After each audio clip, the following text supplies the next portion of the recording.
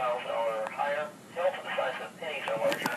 And any wind damage to your National Weather Service in Brownsville by calling 956-504-1432.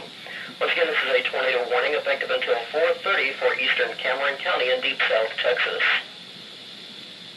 Because you can drive right into the core of the storm, right into the worst part where there could be developing tornado. Even if there's not a tornado there at the moment, sometimes you get some very strong winds spinning around that area in circulation kind of like this, down around the south side and back up. So you go in that direction, there can be some strong winds around the core of the storm.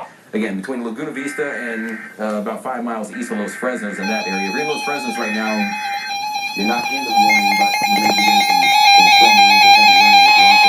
Again, we'll zoom out and we'll show you the after the storm. This one could south about 10 to 20 miles per hour.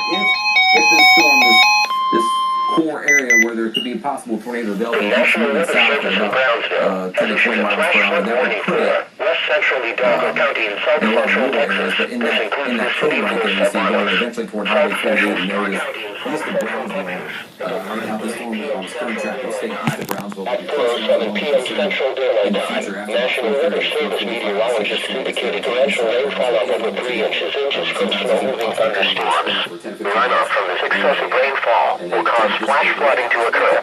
Other locations that will experience flooding include Olitas, Lafayette, La Jolla, Canitas, and Sullivan City.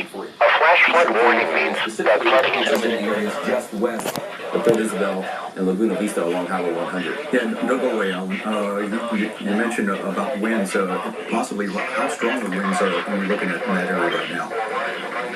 We haven't had we're going to try to call up a couple more observations. The reports, the potential is there at least for maybe winds up to about 50 to 60 miles per hour. Some of the stations right now, just a little east of there, haven't had winds that strong. But let me look at the Port Isabel observation, Port Isabel Airport. And the winds there were gusting just the last report now to 46 miles an hour just a few minutes ago. So, there were some strong winds. Still a question of whether